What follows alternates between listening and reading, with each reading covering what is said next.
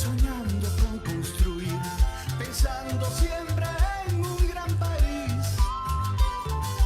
Noche, mañana y tarde, pensando en crecer. Es nuestra naturaleza ser así. Es que el ingenio tiene un solo frente: mirar al mundo de un lado más bello. Avanza, avanza, avanza, ingeniero civil. Avanza, avanza, sigue construyendo un gran país. Tus manos y tu ingenio no se agotan. No existe límite para tu obra. Los sueños se construyen en tus manos, ingeniero.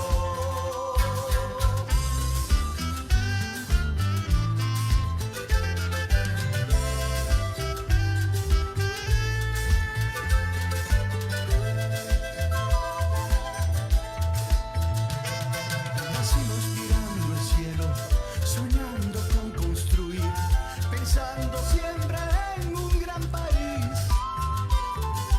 Noche, mañana y tarde, pensando en crecer. Es nuestra naturaleza ser así.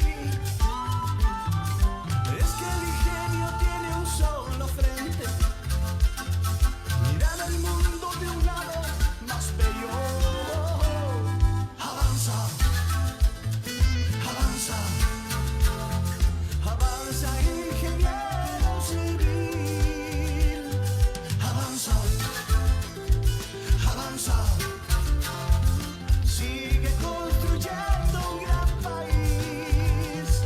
Tus manos y tu ingenio no se agotan. No existe límite para tu obra. Los sueños se construyen en tus manos, ingeniero. Avanza, ingeniero. Avanza, ingeniero civil. Que tus manos y tu ingenio nunca se agoten. Avanza,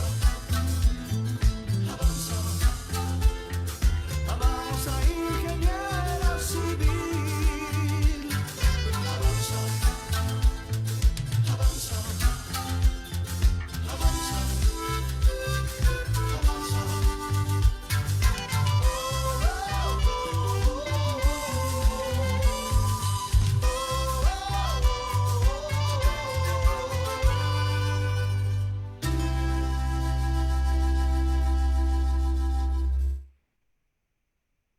Buenas noches, ingenieros civiles de todo el Perú. Buenas noches a todos los miembros del sector construcción.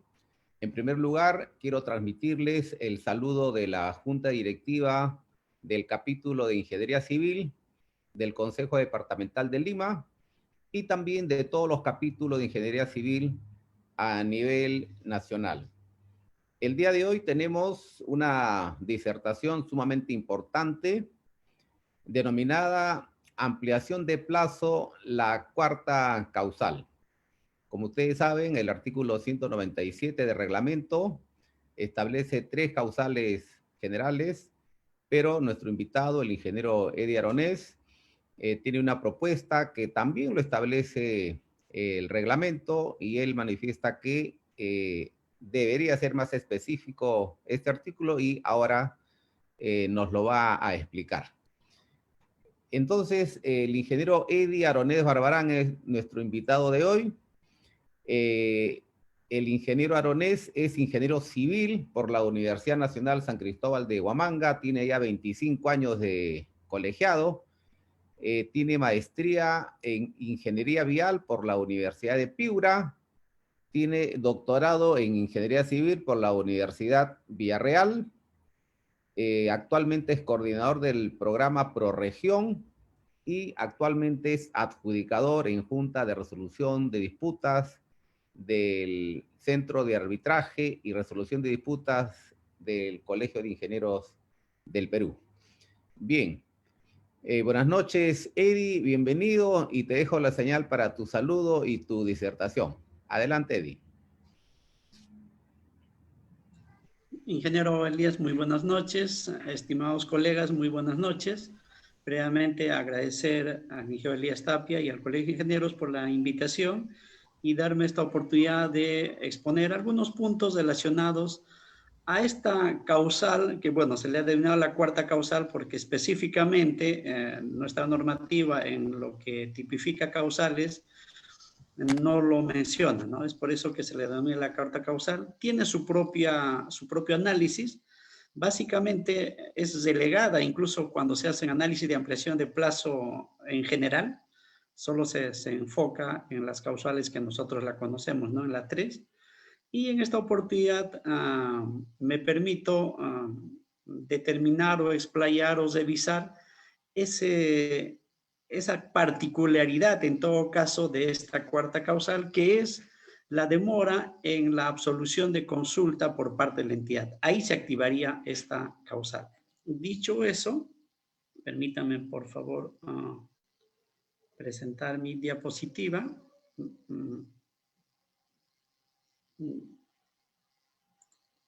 Que bueno, como ven en pantalla, bueno, es el tema es de la ampliación de plazo de la cuarta causal. Eddie, todavía no estás compartiendo. Ya, disculpe.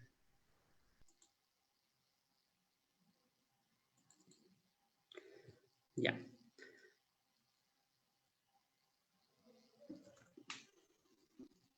Ahora no sé si se puede... Sí, ahora sí, adelante. Se muestra, por favor. Ya. Entonces, previamente, y para ponernos en contexto respecto a en general a una ampliación de plazo, recordar de que el control de plazo en una obra pública, de acuerdo a nuestra normativa, exclusivamente se realiza en una programación CPM. Como ven, como un ejemplo en pantalla, esta programación CPM puede visualizarse en un diagrama Gantt, como se muestra en pantalla, o en un diagrama en red, como, bueno, usualmente se le confunde como el diagrama PER, que como sabemos eso no es lo correcto, es el diagrama Z, que para efectos prácticos y para un análisis de una ampliación de plazo no es tan útil. Por eso me voy a detener en el diagrama Gantt y recordar que esta programación CPM básicamente implica establecer una ruta crítica. Y una ruta crítica, como sabemos, es aquella secuencia de partidas cuya holgura es cero. Por MS Project se considera que las basas que están en color rojo se consideran en ruta crítica, en tanto que las que están en otro color, como por ejemplo usualmente en color azul, son las que no están en color, no son en ruta crítica. Acá un primer detalle. Esto, si bien incluso por la confianza que uno tiene en este programa, muchos profesionales dan por hecho de que esa ya es la ruta crítica. Quiero resaltar que usualmente y por defecto así es en ese proyecto. Pero sin embargo este programa o este establecimiento de la ruta crítica se puede editar. Es más, la determinación de los colores también se puede determinar. Entonces, en la práctica, es recomendable para no tener problemas durante el análisis de una ampliación de plazo, que recalco, deberíamos hacerlo en una programación CPM, es útil e incluso técnicamente correcto establecer en una columna, porque este programa lo permite, determinar la holgura de las partidas, como se puede visualizar en el ejemplo que muestro en pantalla. En este caso, como ven, sí coincide las basas en rojo con las holguras que están en cero, pero no necesariamente es así.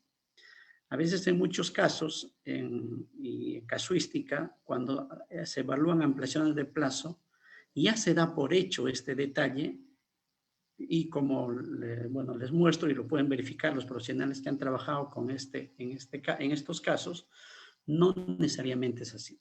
Es por eso que cuando hagamos un análisis en una programación CPM, en general, independientemente de la causal que estemos analizando, no nos guiemos por la diagramación en GAN, sino saquemos el dato del mismo programa y saquemos el dato en el rubro que se llama demora de margen total, que para efectos, digamos, técnicos nosotros lo conoceríamos como rubro. Un detalle adicional es que ya desde la anterior normativa, desde la anterior edición de la normativa, ya se establece que nuestra programación CPM también tiene que considerar hitos. Y cuando hagamos el análisis de un evento, también tenemos que hacer el seguimiento de ese hito o la vinculación de la afectación de la partida que estemos que lo tengamos bajo análisis, estén vinculados a algún hito e inclusive a algún riesgo establecido en el contrato. Entonces, dicho eso, hay que tener en cuenta que nuestra normativa ha establecido en el artículo 197 como causales de ampliación de plazo 3. Una general, que es en principio cualquier atraso o paralización no atribuible al contratista, que esa sería la causal general, y las específicas, que son las siguientes, en los casos cuando se aprueben prestaciones adicionales y requieran un plazo adicional, y en la ejecución de mayores metrados, cuyo detalle también tiene su propia particularidad. Como ven, el artículo 197 establece per se únicamente 3 causales. Sin embargo, en el artículo 193 se establece que la demora por parte de la entidad en la absolución de consultas implica también una causal de ampliación de plazo. Esto no está en el artículo correspondiente a la tipificación de causales, está en otra causal, pero su evaluación y su análisis tiene ciertas particularidades que lo vamos a desarrollar en esta exposición. Previamente, y para ponernos en contexto, hay que tener en cuenta que nuestra normativa básicamente establece varios requisitos de procedencia para determinar válidamente una ampliación de plazo. Es decir, no es suficiente con establecer o sustentar válidamente una causal de las que hemos mencionado anteriormente, sino también hay que verificar el cumplimiento de ciertos requisitos que podríamos decir que son de forma. Pero a pesar de que sean estos requisitos de forma o administrativos, como se le pueda denominar, son requisitos de procedencia. Es por eso que en forma literal les muestro en pantalla lo que dice este artículo. Literalmente establece que para que proceda una ampliación de plazo se tiene que cumplir ciertos prerequisitos, independientemente de la causal, incluso independientemente de la afectación de la ruta crítica. Adrede, digamos, o intencionalmente lo he resaltado esos requisitos.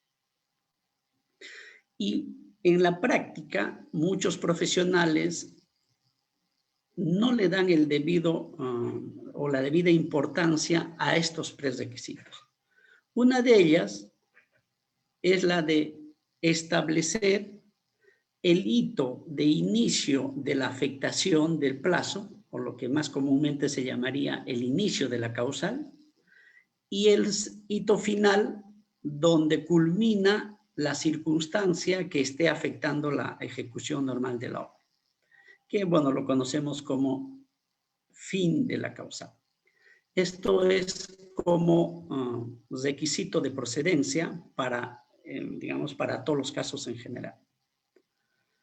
En la experiencia he establecido que muchos profesionales, especialmente los revisores, como por ejemplo son los supervisores o administradores de contrato, dan por hecho que ya existe este registro y no llegan a analizar exactamente si ese registro corresponde exactamente al inicio de la causal.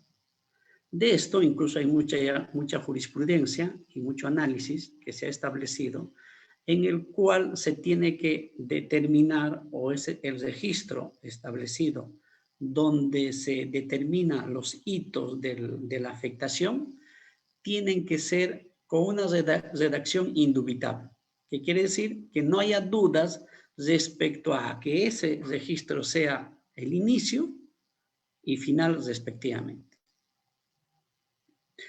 Incluso en el caso de mayores metrados, que es la tercera causal, esta misma normativa especifica, en este caso sí, cuáles son estos dos hitos, ¿no?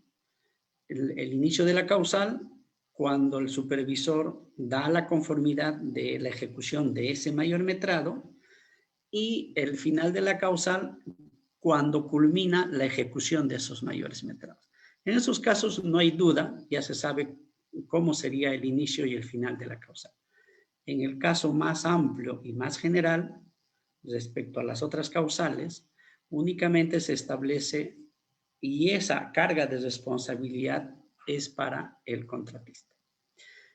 En ese sentido, cuando se evalúe una ampliación de plazo, esto para ponernos en contexto y para ver la diferencia con la causal que en un momento lo analizamos, hay que tener en cuenta, sobre la base de lo que está establecido en nuestra normativa y lo que hace un momento lo mostré, es que antes inclusive de llegar al tema de fondo, que sería el caso de determinar la afectación de la ruta crítica y de cuantificar en la programación CPM, que, bueno, ¿no?, para efectos prácticos utilizamos el diagrama Gantt. Antes de llegar a eso, lo que se debe evaluar incluso previamente son los prerequisitos o los requisitos de procedencia establecidos en nuestra normativa. ¿Por qué? Porque nuestra normativa es digamos, el principio establece que impera la formalidad. Incluso con plazos de caducidad, que también es materia de revisión.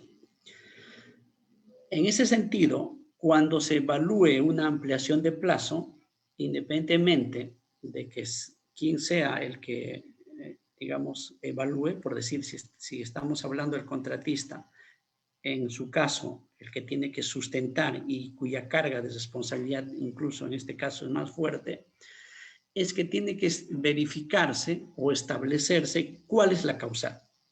Y esa causal tiene que estar tipificada de acuerdo a lo que ha establecido nuestra normativa, ¿no? O bien a lo que establece el artículo 197 o lo que establece el artículo 193. Sea la causal correspondiente, tendrá que verificarse los otros requisitos de procedencia. Es más, acá hay una particularidad, ¿no?, que, bueno, es un detalle de redacción de nuestra normativa, que, bueno, lo aclara o lo precisa en los otros artículos, porque establece que esa causal, para que sea válida, tendría que modificar la ruta crítica. Entenderán que modificar es un término mucho más amplio e implica, como su nombre indica, modificar la ruta crítica, ¿no?, que no sería, digamos, la más acertada. Sin embargo, bueno, más adelante en el mismo artículo se hace la precisión en que es afectación de la ruta crítica, que sería lo correcto, ¿no? Bueno, un abogado o un profesional de derecho, digamos, haría leñas respecto a esa redacción, ¿no? Pero bueno, así está. Bueno, el primer paso en todo análisis de ampliación de plazo, en general, incluso como causal general, debería ser eso: establecer que esa causal cumpla con lo establecido en la normativa. Es decir, si se invoca la primera causal, se demuestre que esa afectación no haya sido o haya sido ajena a la voluntad del contratista, o no sea imputable al contratista, porque si no, entenderán que no podría ser válidamente incluso esa causal. De estos hay muchos ejemplos. La más típica es, por ejemplo, ¿no? Si en un frente de trabajo de muchos frentes no se puede ejecutar, por ejemplo, por oposición de algunos pobladores de la zona, si es que la programación de esa obra o la ejecución de esa obra está de acuerdo a la programación vigente, no sería imputable. Sin embargo, quizás si ese frente, por ejemplo, estuviera ya desfasada con respecto a la programación, ahí habría que analizar si es imputable o inimputable, ¿no? Una vez que se cumpla ese hito, el siguiente punto de análisis debería ser, como hace un momento mencioné, y que muchas veces se obvia su análisis y se da por válido por el mismo hecho de que existe el registro, es de que haya o exista el registro del inicio del evento y la culminación del evento, como mínimo. De esto anteriormente incluso había mucha discusión, pero ahora la normativa ya lo ha esclarecido y únicamente establece estos dos hitos. ¿Y por qué es importante? Porque, de hecho, ¿no? Si no se establece esos dos hitos, no va a haber forma de cuantificar la afectación de la programación de obras, ¿no? Por tanto, es muy importante la delimitación de esta afectación. Y no solo que exista esos registros, sino que también sea oportuno. Esto es una jurisprudencia novedosa. Bueno, no tan novedosa, ¿no? Hace 2 años ya que ya se ha hecho mucho análisis respecto a esto. Que implica que el registro de ese asiento se haya dado en la oportunidad del evento. Ni antes ni después. Es decir, que si el evento ocurrió hoy día, el registro tiene que haberse hecho hoy día.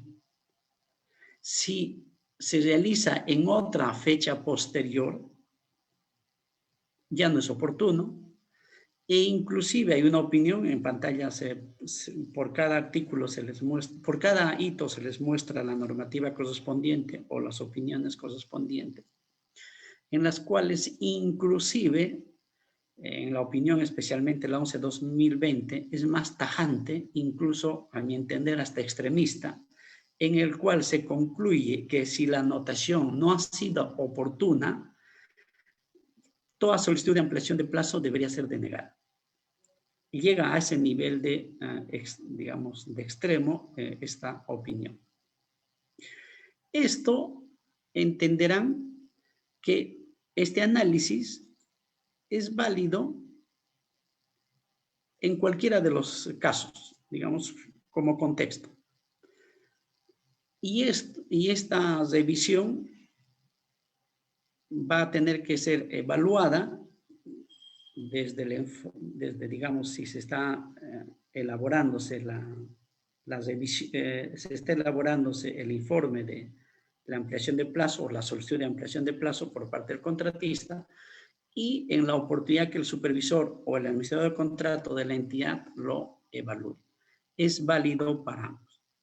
Ya posteriormente, cuando el contratista, digamos, concluya como una recomendación los hitos anteriormente descritos, también tiene que verificarse, ya en este caso ya vamos en el siguiente escenario en el cual ya se ha presentado, se tiene que verificar que esta solicitud haya sido presentada en un plazo establecido en nuestra normativa, que en este caso es de 15 días calendarios, contados a partir del registro de la finalización de la causal. Un detalle que incluso también no se está obviándose en el análisis es que la normativa establece que el que presenta esta solicitud es el contratista, no es el residente. Si bien esto es válido y entendible y ya casi de conocimiento general y sin discusión, sin embargo, no se está, en muchos casos, por experiencia, no se está evaluándose si ese representante legal tiene la vigencia de poder correspondiente y, bueno, y válida para presentar esa ampliación de plazo. Muchos profesionales ya los realizan y es válido, pero sin embargo en otros casos todavía se está obviando. Es una particularidad. Y una vez que se haya establecido eso, recién tendría que evaluarse, como ven, el tema que a mi criterio lo denomino el tema de fondo. ¿Cuál es? Determinar la afectación, mejor dicho, establecer si la causal ha afectado la ruta crítica y por ende la cuantificación correspondiente. Como ven, a veces los profesionales de la ingeniería nos enfocamos mucho en el aspecto técnico, que incluso es otra de las limitaciones, a pesar que, digamos, nuestro dominio va por ese lado. El análisis no se está realizándose sobre la programación CPM. Hay análisis de ampliaciones de plazo en el cual indican, ¿no? Mi inicio de causal ha sido el día 1 de abril y mi finalización ha sido el 7 de abril. Por tanto, mi ampliación de plazo es de 7 días. Ni siquiera hacen, digamos, ni siquiera, por decir, ¿no? Obvian el tema de la programación. Como hemos visto, de acuerdo a nuestra normativa, se debe establecer el análisis en esa programación. Dicho eso, habiéndose cumplido estos requisitos de procedencia, recién pasaríamos a analizar la afectación del plazo de algún evento determinado. El caso más simple y al cual casi todos se enfocan es que si el impedimento afecta directamente a una ruta crítica, como se muestra en pantalla, no habría dudas de que hay una afectación en esa programación y por ende la afectación de toda la programación, de todo el plazo de ejecución del obra. Sin embargo, hay que tener en cuenta y tampoco hay que soslayar el hecho de que podría haber un impedimento en una ejecución de la obra que no esté afectando a la ruta crítica, a una partida en general que no esté en ruta crítica, pero que tiene una holgura determinada. Y si ese evento supera la holgura, entenderán que ahí sí comienza a afectarse la ruta crítica. O ahí sí esa partida automáticamente su holgura desaparece y por tanto se debería hacer una evaluación de esa afectación del plazo. Muchos profesionales se confían o, bueno, temerosos o, bueno, entendiendo que la afectación únicamente tiene que ser a la ruta crítica, cuando sucede este escenario, que, bueno, se muestra en pantalla, a veces no registran en el cuaderno de obra, considerando que, bueno, la afectación no es en una partida en ruta crítica, ¿no? En ese sentido, entenderán que podría estar perdiéndose una oportunidad de solicitar una ampliación de plazo por ese detalle. Es por eso, digamos, aumenta su relevancia. Quiero regresar al diagrama que al inicio les mostré, el hecho de analizar la holgura de cada partida. Es decir, por ejemplo, en esta programación, la partida de corte en roca suelta tiene una holgura de 10 días. ¿Ya? ¿Qué implica? Que si un evento afecta a esa partida en menos de 10 días, no pasa nada. No se activaría la causal de ampliación de plazo. Pero si esa causal supera los 10 días, a partir del día 11, cada día que pasa ya está produciéndose o ya están entrándose en una afectación de la ruta crítica. Es por eso que ponía incidencia en que hay que establecer y hay que determinar en una programación CPM las holguras. Es más, a nivel de gestión, para un profesional, independientemente por el lado del contratista, de la supervisión o de la entidad, inclusive les sirve para determinar cuál es el margen de maniobra en caso hubiera algún evento que afecte alguna partida para poder solucionar ese problema. En este caso sería por el lado de la entidad. Es decir, sabiendo cuál es el margen de demora o cuál es la holgura de una partida, podría saber cuál es el plazo que tiene para solucionar. De hecho, que si estamos hablando de ruta crítica, ya no hay ningún plazo, ¿no? Dicho eso, entonces, hay que tener en cuenta que este es el análisis, y eso es solamente para poner en contexto, de cuando hacemos la evaluación de una ampliación de plazo en el caso en general. En tanto que cuando hablamos de la cuarta causal, que bueno, lo he denominado de esa manera, o en la causal de demora en la absolución de consulta, hay que tener en cuenta ciertas particularidades. Por ejemplo, hay que tener en cuenta de que cuando se registra una consulta,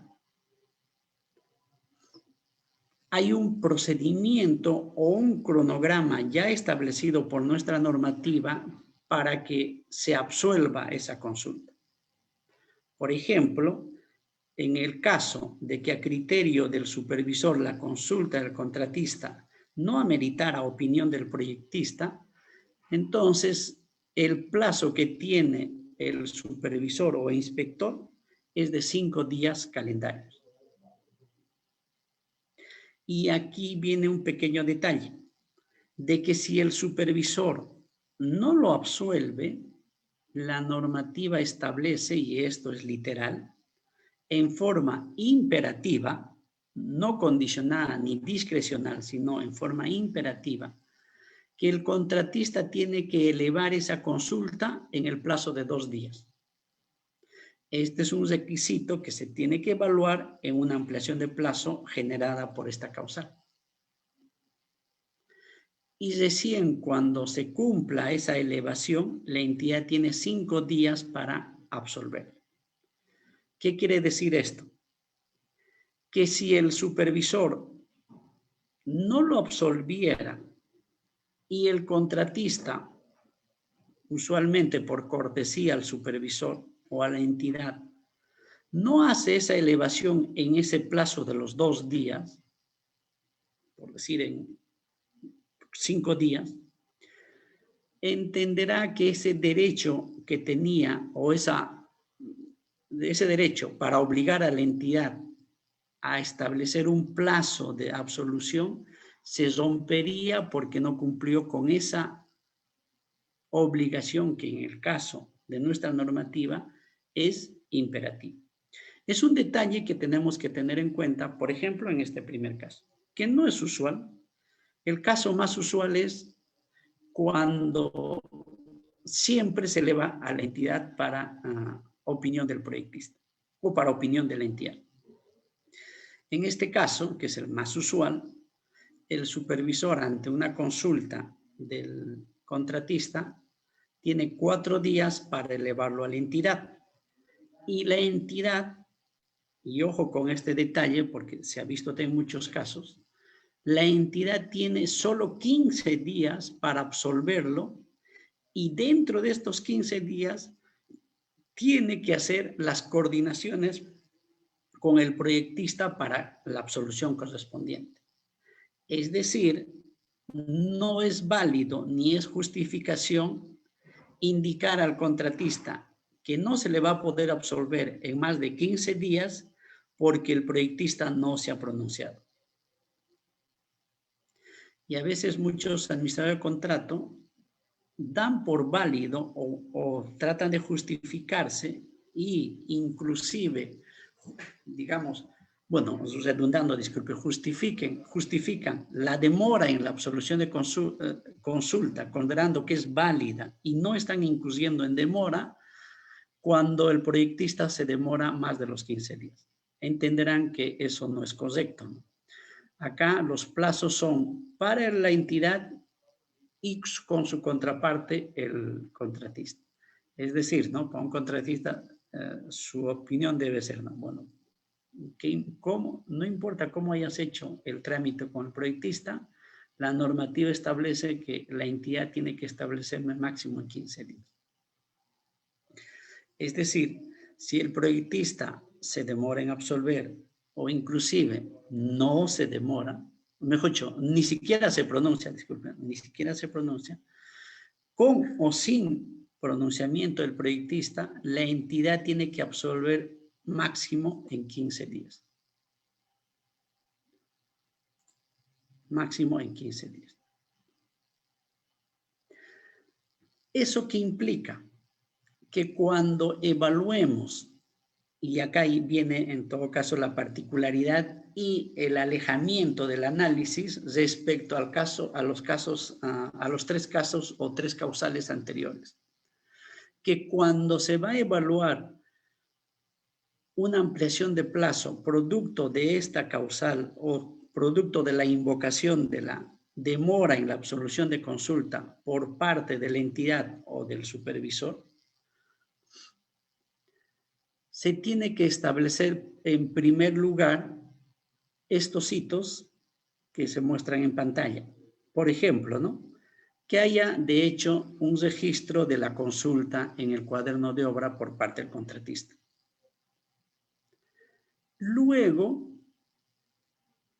recién cuando termina el plazo para la absolución de la consulta por parte de la entidad, que puede ser a partir del día 12 o a partir del día 19, independientemente del caso que tengamos, incluso bajo el cumplimiento de ese prerequisito para el primer caso, recién se activaría la causal de demora en la absolución de consultas. Por tanto, a partir del día 13 o el día 20, se debe realizar el registro si es que ya está afectando a la ruta crítica o, en todo caso, en forma posterior, como regla general, el inicio de la causal. No antes.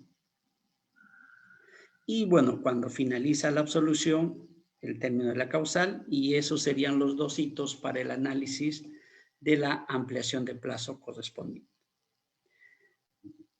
¿Qué quiere decir esto? Que en una ampliación de plazo, mejor dicho, cuando se invoca una ampliación de plazo por la demora en la absolución de consulta, no se va a generar esta causal si es que la entidad se pronunció dentro del día 12 o del día 19, según sea el caso, por más que esa absolución o ese tiempo en que se ha demorado, no se ha demorado, el tiempo en que ha absuelto haya estado afectando una ruta crítica. Y esto tiene sentido, ¿no?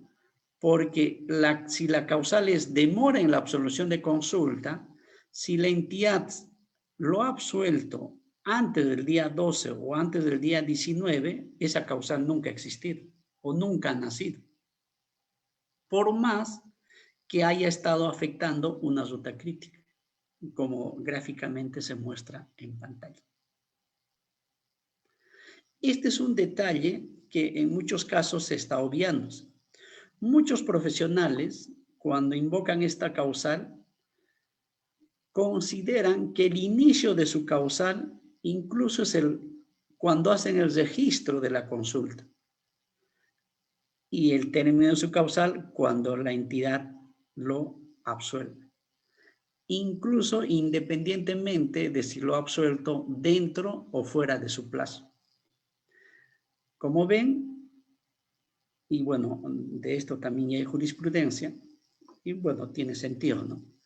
Que si, incluso por concepto mismo, ¿no? Si se invoca demora de o sea, la causal demora en la ampliación de plazo, eso se activa o se genera únicamente cuando la entidad absuelve fuera del día 12 o fuera del día 19.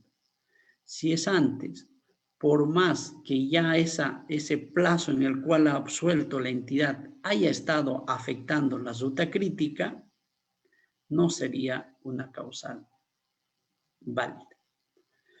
Claro, podrían decir en todo caso, pero ¿y cómo si está afectándome mi ruta crítica. En todo caso, el camino ya no será por esta causal, por la cuarta causal, sino por cualquiera de las tres primeras, ¿no? Y por ende ya sabríamos de qué causal sería, ¿no? En este caso, podría ser la primera causal.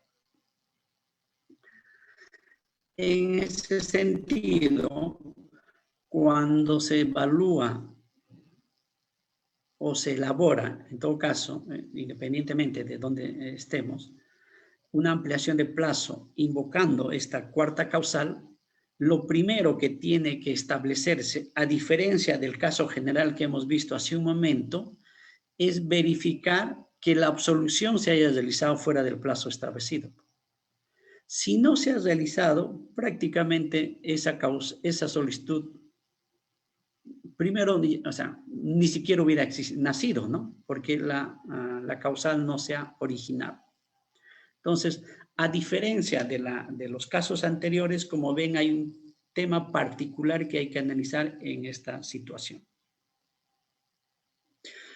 Una vez que se haya establecido y se haya demostrado que ya, ¿no? haya habido una demora por parte de la entidad, en este caso ante una consulta, el siguiente paso, de acuerdo al gráfico que hemos mostrado, sería que se registre el inicio de la causal posterior a la demora o al hito de demora en la absolución de consulta, ¿no? Cuando, digamos, esa demora está afectando la ruta crítica, como se mostró acá en pantalla, ¿no? En este caso, ¿no? Termina el plazo para que la entidad absuelva la consulta y a continuación puede ser al día siguiente, dependiendo en qué momento ya está afectando la ruta crítica, o en forma posterior un registro del inicio de ese evento o de esa afectación. Y bueno, por ende, cuando se absuelve finalmente, sería el final de la causal.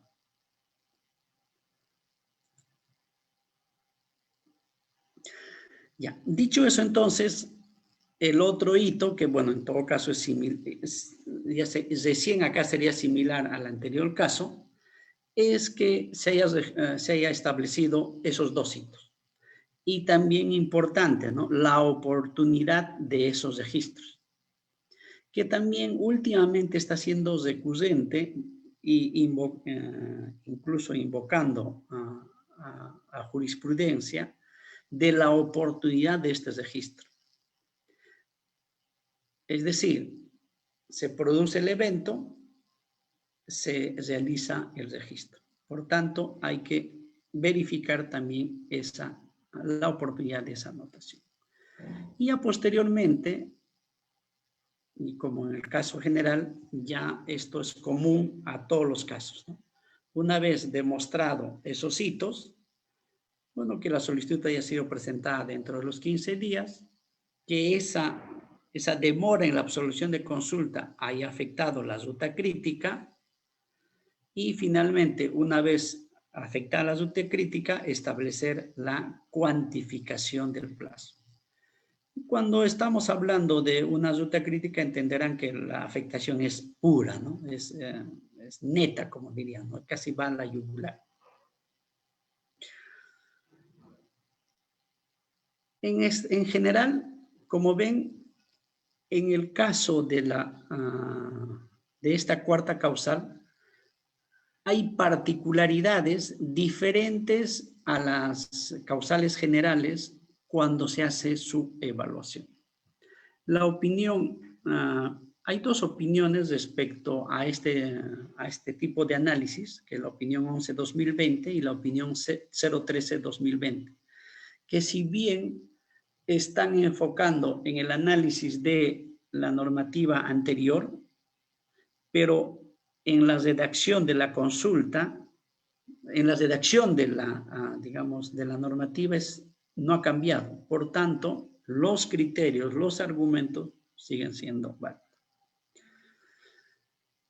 Finalmente, ya para, dar todo el contexto del análisis de una ampliación de plazo, recordemos que una vez que se haya determinado y se haya verificado todos los hitos que hace un momento se mostró, también hay un proceso administrativo para aprobar una ampliación de plazo.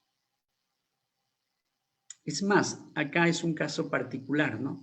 Acá el supervisor, digamos, no increíblemente, pero el supervisor tiene un poder muy fuerte porque en un escenario él es el que establece, podría, mejor dicho, establecer la ampliación de plazo que se tiene que otorgar en una obra. Estamos hablando del escenario general, común, en el cual una vez que finaliza la causal, ya lo hemos visto anteriormente, el contratista tiene 15 días calendarios para presentar su solicitud. La carga de responsabilidad de sustentar la ampliación de plazo es del contratista. Es decir, sobre la base de la sustentación de la ampliación de plazo, el supervisor se pronuncia.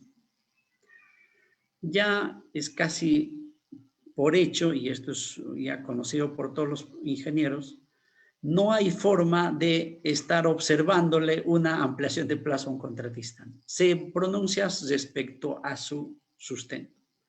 La particularidad que también a veces está obviándose es que se tiene que verificar que el que presenta la solicitud de ampliación de plazo es el representante legal que tiene el poder suficiente para modificar el plazo. En este escenario, sabemos que a diferencia del contratista cuyo plazo es en días calendarios, el supervisor o el inspector tiene 5 días hábiles para pronunciarse, bueno, evaluar y pronunciarse sobre la solicitud del contratista. Un caso particular que ya viene de la normativa anterior, inclusive, es que cuando se pronuncia el supervisor, comunica inmediatamente a la entidad y al contratista. De tal manera que el contratista sabe cuál es el pronunciamiento del supervisor. Y acá es la particularidad, ¿no? O lo que llama la atención, de acuerdo a cómo está redactada nuestra norma. Porque la entidad tiene 15 días hábiles para pronunciarse respecto a esa solicitud y ese plazo se computa o bien desde que el supervisor presenta su solicitud o bien al vencimiento de ese plazo. Es decir, bien podría ser a partir del día 5 o a partir del día X, donde X, bueno, mínimo será de 1, ¿no? Y en el caso que no se pronuncie, y acá hay un primer plazo, bueno, hay varios plazos de caducidad, ¿no? Si el contratista no lo presenta entre los 15 días, también ese plazo es de caducidad. El otro plazo de caducidad es de la entidad. Y acá viene el detalle, que si la entidad no se pronuncia en ese plazo, se aprueba la ampliación de plazo en el tiempo establecido por el supervisor. Como dice acá, el supervisor tiene poder suficiente, ¿no? Porque él es el que establece cuál es el tiempo de ampliación de plazo en este escenario. ¿Qué es el escenario usual, ¿no? En tanto que el otro escenario, que en estricto no debería ser el usual, pero bueno, se establece así, que igual, ¿no? Si el contratista lo presenta dentro de los 15 días, pero no existiera un pronunciamiento del supervisor o del inspector, que sería el caso raro, ¿no? Como entenderán, es imposible imaginar ese escenario, pero podría darse, es por eso que la normativa lo ha contemplado, este escenario. Entonces entenderán que en este escenario el contratista no tiene conocimiento per se del pronunciamiento del supervisor, se entiende, ¿no? Por tanto, en este escenario, la entidad tiene ya 20 días, porque tomaría los 5 días del supervisor, tiene 20 días hábiles para pronunciarse. Y si no se pronuncia, también es un plazo de caducidad. Y en este caso, sí, solo en este escenario, la ampliación de plazo solicitada por el contratista en el tiempo solicitado sería el que se aprueba. En ambos casos, tanto en el primer escenario como en el segundo, cualquier controversia puede ser sometida a la Junta de Resolución de Disputas. ¿Ya? En el caso de que en esa obra hubiera Junta de Resolución de Disputas. Si no lo hubiera, bueno, podría ser una conciliación o un arbitraje. Ahora sabemos que obligatoriamente en todas las obras ya se están estableciendo la Junta de Resolución de Disputas para obras mayores a 20 millones y opcionalmente para los otros casos, ¿no? En ese escenario, cualquier discrepancia en ampliaciones de plazo, y ha habido casos respecto a esta demora en absolución de consulta, se somete a la Junta de Resolución de Disputas. Un detalle particular, antes de cerrar mi exposición, quería comentarles que no hay que olvidarse de que el análisis de la cuantificación, bueno, primero el análisis y la cuantificación de la afectación de plazo se tiene que realizar en esta programación. Es más, en una solicitud de ampliación de plazo, como mínimo debería presentarse 2 escenarios, ¿no? Mi programación vigente antes de la afectación y mi programación final después de mi afectación.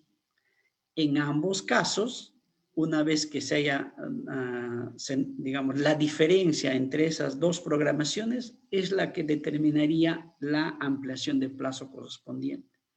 No es únicamente la diferencia, que en muchos casos puede coincidir, pero no necesariamente es la diferencia entre el inicio y el final del evento. Dicho eso, estimados ingenieros, muchas gracias por su participación. Estoy atento a las consultas respecto a, al enfoque. Muy bien, muchas gracias, ingeniero Aronés. Interesante su disertación. Y hay algunas consultas, ¿no? En primer lugar, los colegas están pidiendo que amplíe su comentario respecto a que la anotación en el cuaderno de obra haya sido oportuno, ¿no? En atención a la opinión 011-2020 del OCE. Sí, mire, incluso es interesante esta opinión, que es, bueno, personalmente incluso es casi extremista, porque literalmente establece que si el registro no ha sido oportuno, la solicitud de ampliación de plazo debe ser denegada. Así de literal es esa opinión. ¿Qué significa esto? De que supongo que es para evitar, por decir,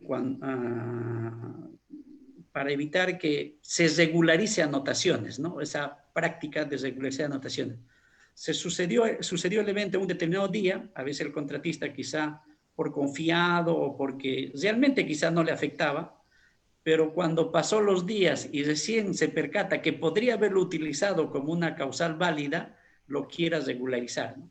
Y lo hace un registro indicando, por si acaso, mi inicio de la causal ha sido con fecha, digamos, estamos ahora 8, con fecha 1. Entenderán que eso implica regularización. Y bueno, en el contexto del sistema administrativo bajo el cual se ampara nuestra normativa de contrataciones, las regularizaciones no existen. Asumo que es por ese detalle. Claro, pero también el hecho de que no sea oportuno no es porque sea fuera de plazo, sino también que haya sido prematuro,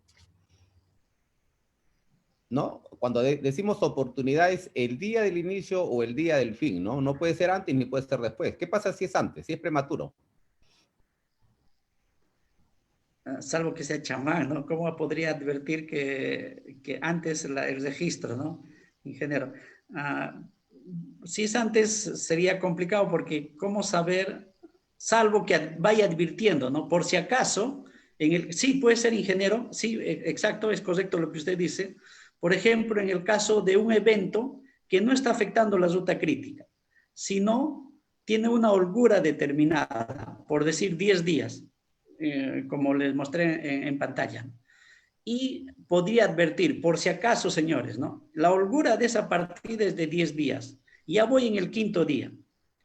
Si en el día 10º no se soluciona esa imposibilidad de explotar la cantera o de tener acceso a esa cantera, a partir de 11 ya estaré en ruta crítica y a partir de ahí será el inicio de mi causal. Ahí sí sería válido, ¿no? Y sí se daría la figura de ser previsorio en el registro.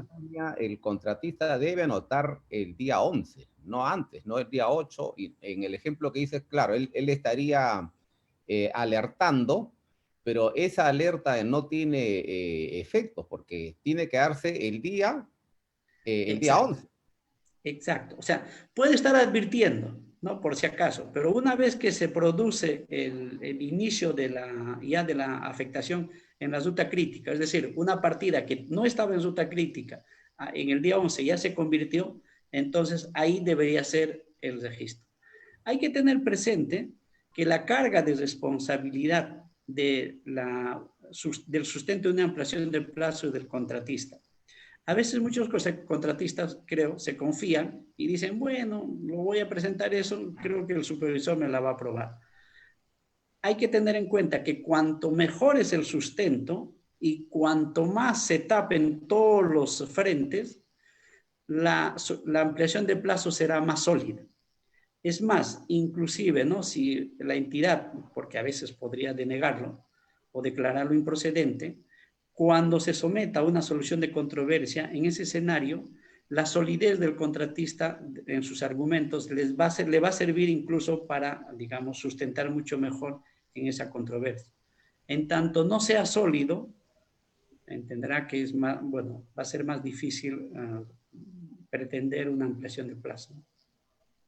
Correcto, muy bien. La colega Gladys García manifiesta que muchas entidades no otorgan ampliaciones de plazo cuando la obra está adelantada, pese a que afecta la ruta crítica de la programación.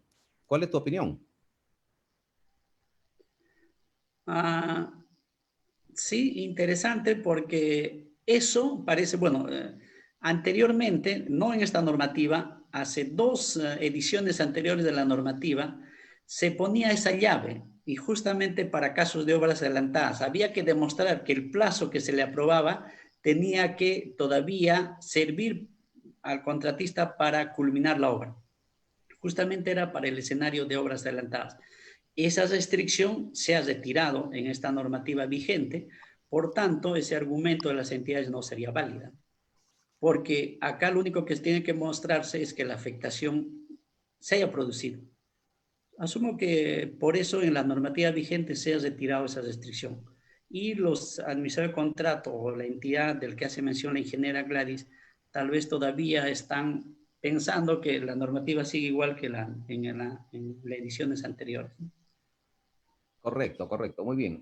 La misma colega Gladys García manifiesta que se aclare la oportunidad de la consulta, ¿no? Porque muchas veces dice el contratista hace una consulta, por ejemplo, sobre un material que ya debería estar colocándose. ¿Qué pasa si hay una demora en absolución de esa consulta? Pero ese material ya debió después, hace un mes, haberse iniciado, ¿no? Claro, por eso. Incluso, bueno, más bien gracias por la pregunta, ingeniera Gladys, porque ¿cuál es el corolario, como dirían, o cuál es la conclusión de este análisis de la cuarta causal? De que la consulta se tiene que hacer mínimo, como ven, con 12 días de lapso o 19 días. Porque si no lo haces antes, ¿no? Va a suceder esto, ¿no? De que la entidad puede absolverte en el plazo menos a 12, ya te afectó tu ruta crítica, pero la causal todavía no ha existido. Es por eso que la conclusión, si es que se va a enfocar por esta causal, se debería, en todo caso, o sea, mejor dicho, lo que empuja, en todo caso, la normativa es que uno tiene que ser previsorio. Y complementando a eso, asumo que por eso en la normativa se ha exigido la obligatoriedad incluso de hacer un informe al inicio de la ejecución de la obra al contratista, donde justamente alerte de esto, ¿no? Que ya vaya haciendo estas consultas, ¿no? Correcto, muy bien. El colega Jesús Gómez manifiesta que el contratista tiene 15 días para presentar al supervisor su solicitud fundamentada de ampliación de plazo, ¿no? Y la normativa dice que debe presentar con copia a la entidad. Entonces el colega pregunta, ¿qué pasa si el contratista no presenta la copia a la entidad? ¿Invalida su pedido? No necesariamente, porque el procedimiento, bueno, no hay jurisprudencia sobre esto, pero vayamos por el principio en todo caso de lo que está establecido incluso en el espíritu de la misma norma, ¿no? La línea es a través del supervisor. Y sobre esto también hay mucha jurisprudencia en que la solicitud es presentada al supervisor y no a la entidad. Por tanto, digamos, el hecho de que no haya presentado la copia no invalida nada, porque el supervisor tiene la carga de responsabilidad de emitir su pronunciamiento y la entidad se pronunciará. Si no se pronuncia, como vemos, tenemos dos escenarios en los cuales igual la normativa ha amparado esas ambas situaciones. Muy bien. La colega Giovanna Aparicio pregunta, ¿no? En el caso de la ampliación de plazos causales por un adicional con deductivo vinculante, ¿corresponde quitar los días por las partidas no ejecutadas? Bueno, he obviado hacer esa exposición, ingenieros, y en verdad ese análisis no se está realizando. Y más bien, muchas gracias, ingeniera, por la pregunta. ¿Por qué? Porque usualmente podría pasar, y hay un caso que hace un poco se ha dado, podría pasar que cuando hay un adicional y un deductivo vinculante, no salga ni siquiera ampliación de plazo, sino más bien reducción de plazo. Entonces, cuando haya ese caso de deductivo vinculante, se debe realizar de todas maneras el análisis de la reducción de plazo. Por más que el adicional sea en costo igual al deductivo. Muchos profesionales se confían y dicen, bueno, el adicional es 1 millón, el deductivo 1 millón, y bueno, está mucho mejor, pero podría darse que el deductivo, el proceso constructivo del deductivo, sea mucho más rápido, o mejor dicho, a la inversa, que sería mucho más difícil que el adicional. Por tanto, se debería realizar ese análisis. Que, como ven, y gracias por alertarlo, pocos profesionales están haciendo eso y es un error. Muy bien. Siguen las consultas. El colega Adler CH manifiesta que en caso haya una aprobación por parte de la supervisión de mayores metrados que afectan a la ruta crítica, él pregunta si necesariamente se tiene que anotar en el cuaderno de obra que ya se está iniciando la causal de ampliación de plazo o ya se infiere. La normativa es clara y expresa, incluso está en la 198.1, en el cual se mostró, en el cual tiene que registrarse cuando se tenga la autorización de la entidad al inicio de la causal.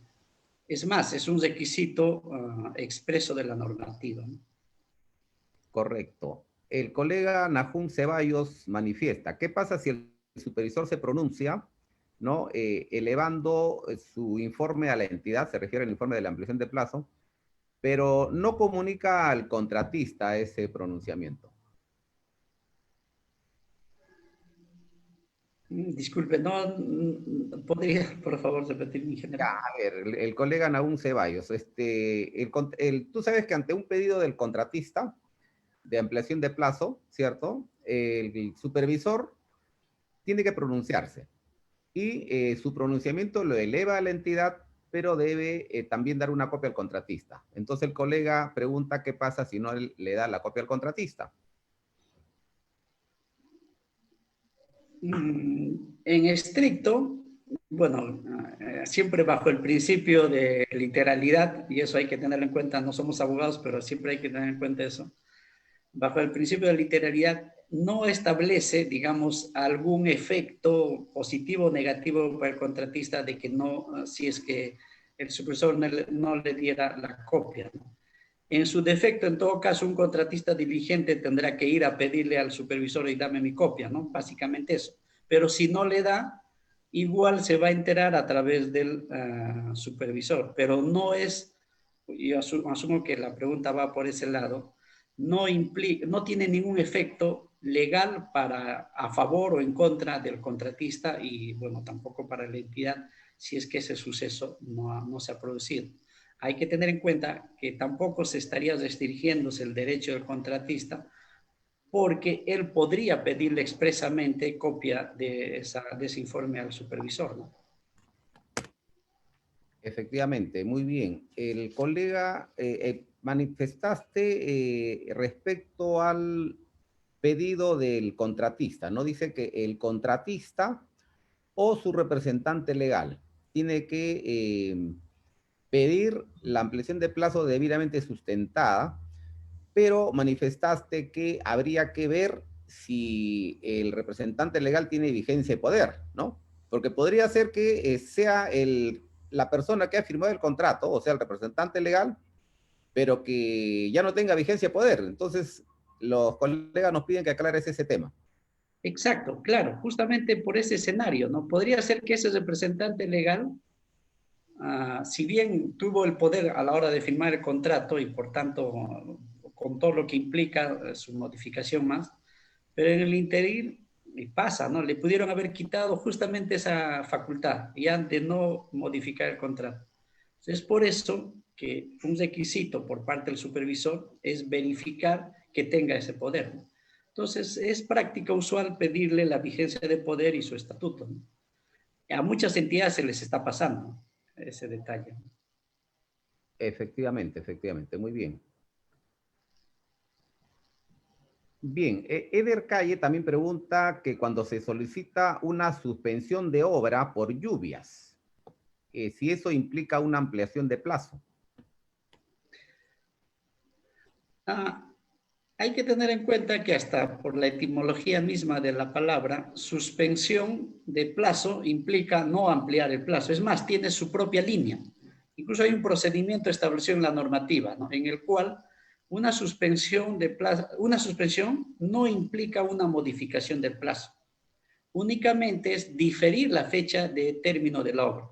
Esto es un caso particular que incluso un contratista, bueno, ¿no? Debería evaluarlo si opta por la suspensión o opta por una ampliación, por paralización, porque podría ser eso.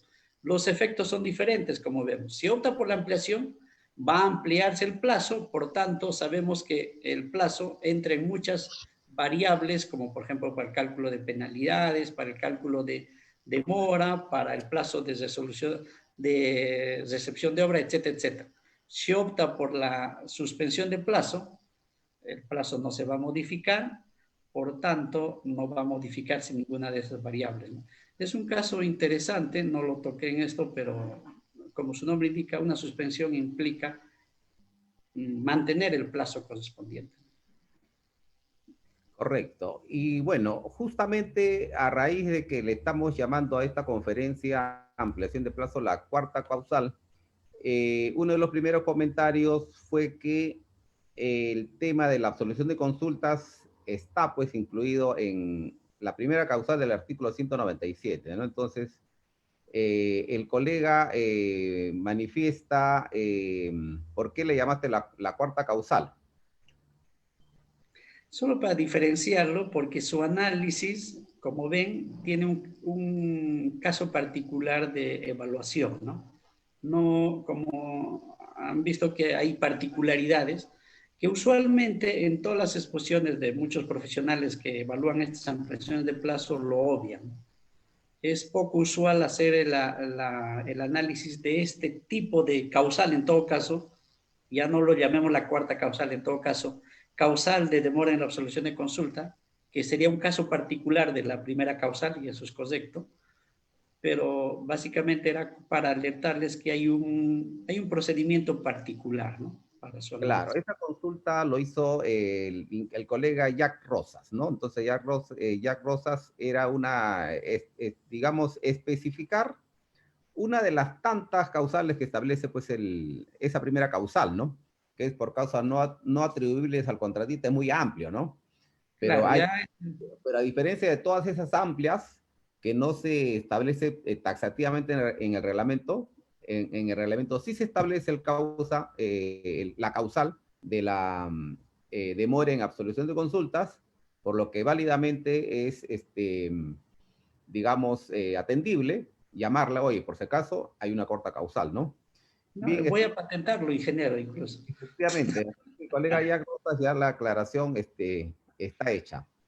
Muy bien. Porque, disculpe, ingeniero, con ese criterio, y en verdad es válido, es más, debería haber una sola causal, que es la primera, porque la segunda y tercera también están dentro de la primera causal. Efectivamente, efectivamente. Muy bien.